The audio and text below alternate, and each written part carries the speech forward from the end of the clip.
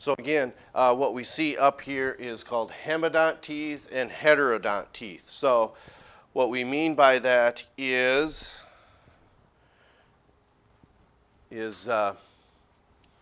think of the crocodilian order. Do these animals chew in a certain sense that we picture mammals doing? No, they do not, okay? Now, when you picture the teeth inside of them, what are the shape of crocodilian teeth? They're not uniform in size, but they're uniform in shape, in that meaning they are cone-shaped, because typically when we picture the function of teeth, we attribute to mammals in the idea of chewing. These animals, the reptiles, are not chewing to break things down. It's more so chewing, or not chewing, it's more so biting to hold on to materials, prey items, okay? Because what happens is when we look at heterodont teeth, okay, that means these are more so specific functions. Hemodont teeth is just mainly for, again, holding on, chomp, chomp, chomp, and then swallow the organism, not necessarily whole, but large chunks at a time. That's two different types of functions then. Okay, so incisors. For the most part, all mammals have incisors. Exceptions would be blue whales, elephants, hippopotami, I suppose, would be exceptions to that. But when we think of incisors, the major animal that we would think of is grazers, okay? Members of the cattle/bovine family, water buffalo, domesticated cattle, and then equine family with horses, for instance. They have a pair of sharp teeth used for, when it says snipping, it means like cutting like a scissors, and that of biting as well. Okay.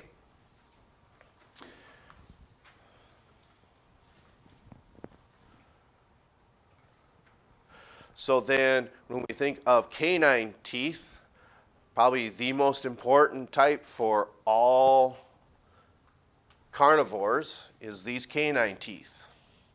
Because once they start piercing, flesh is more so for holding on and puncturing, and obviously a lot of damage can be done by these teeth because they're typically larger than any other type inside the oral cavity of large carnivores.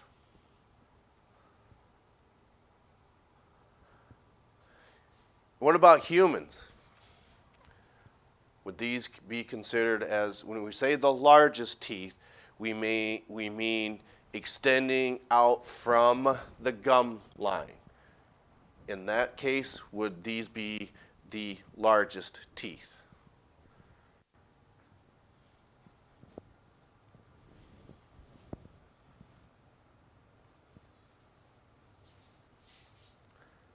Yes, no, maybe. Yes, they are.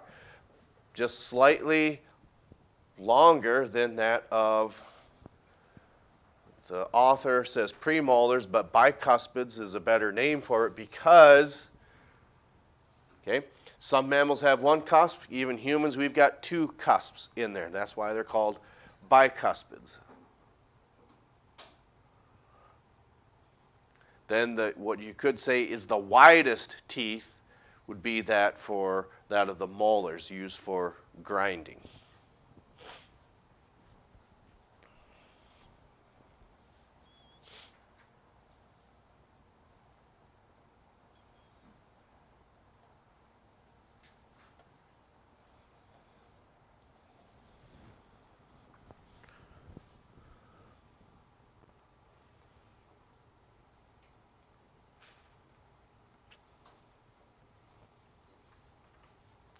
Whether it is a carnivore or an herbivore, why would this be so important to be able to grind out? I mean, so food particles are stuck between those molars, and then they grind them. And think of it this way. Maybe you don't want the bun on a hot dog. Okay? So you just having the hot dog itself. Would it be beneficial to take one bite? Now this is as humans now. You take one bite through there and we'll say of the hot dog, I don't know, we'll say 1 inch of the hot dog, 2 inches, whichever. Would you swallow that whole like that? Probably a bad idea for a multitude of reasons. Probably the most important reason is you could choke on it. Okay? Then why not be able to swallow that whole? It also wouldn't digest very well. We already said that though. Already choking. And then what was that? So it would not digest well. Right. We would not be able to digest that very well because once you start chewing that, especially crushing and grinding that, what is that doing to all your food particles, whether it's lettuce, whether it's grass, whether it's hot dogs, whether it's hamburgers, whichever. When you grind that out, what does that do to that surface area? Yeah, it makes it much easier to digest. That's why it's so important to chew things before you swallow them, as opposed to doing that and swallowing the whole thing, okay? Because you're just not going to be able to digest that very easily. Okay.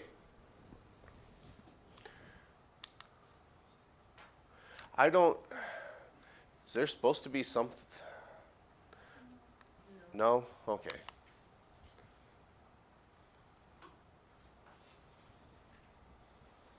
Okay, I think we'll stop when we get to the bottom here, because I don't think we want to go, yeah, we'll stop when we get to the bottom there.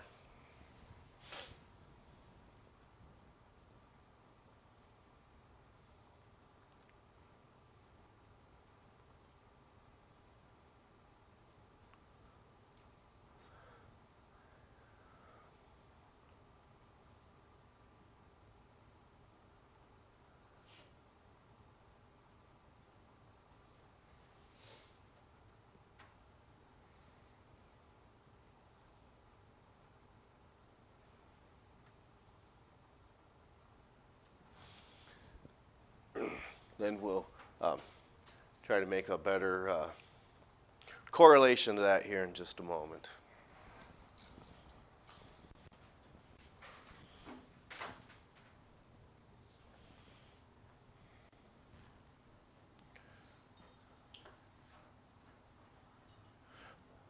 So if you had to take a pick, okay, we'll say,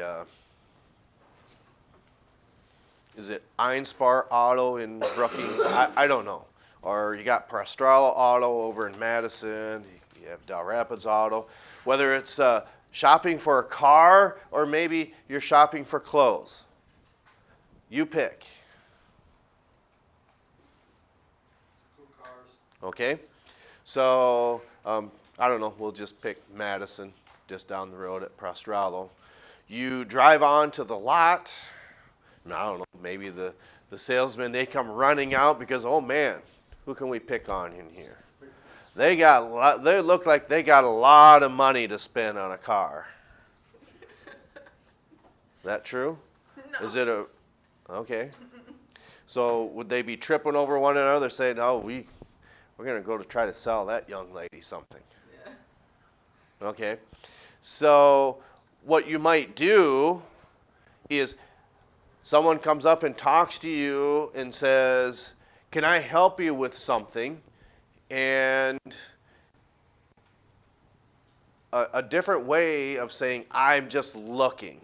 Now, this is where we could say it's whether it's in a clothing store, whether you're looking at cars, you just say, I'm just doing this. And it's up there on the board. You're just browsing.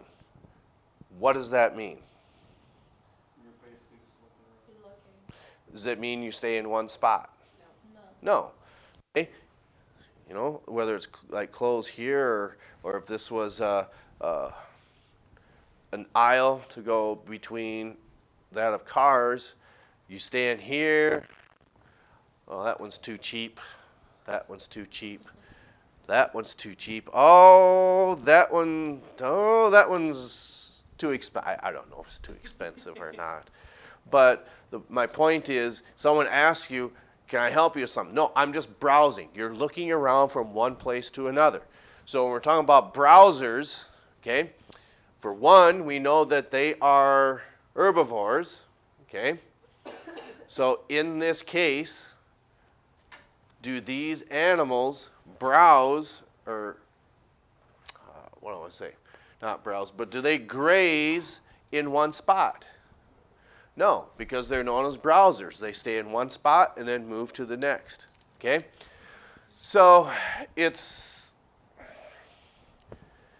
this is another one of them aspects that maybe would defy logic. But if you wanted to do the best you can to feed cattle in a pasture, you just let them roam free.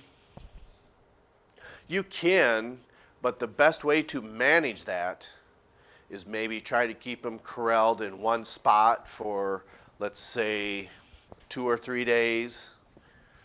Then you move them to another part of the pasture and only keep them confined into one area. Then maybe after another 3 or 4 days, then move them to another area. Why would that possibly be a good practice?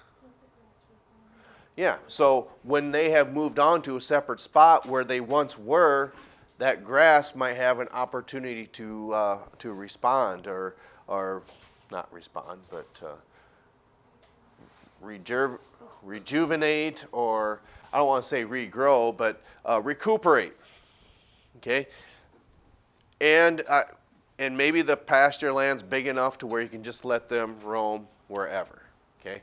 But maybe it's just good practice if you're confined to a small amount. That's the best practice to get the most amount of grass for them by only letting them stay in one spot. They can browse later. But NARS then, okay, typically their home range, or if you want to call it that, it's probably going to be more so limited. They're not browsing around like going from point A to point B to point C to point D. Might just gnaw on roots. I think part of the problem this year, because the winter was so tough, I think if you had very young trees, they probably didn't make it. Maybe not because of the winter weather, but because of rabbits might have been chewing on the bark and possibly killed some of the early trees if you were unfortunate enough to have that happen. But regardless, that's the difference between browsers and NARS. Okay, so that's all I have. Tomorrow, it looks like we'll have a paper for you to hand out, and then your first vocabulary evaluation is on Thursday. All right. Thursday is a good day. Star Wars Day. We'll catch up to you next time.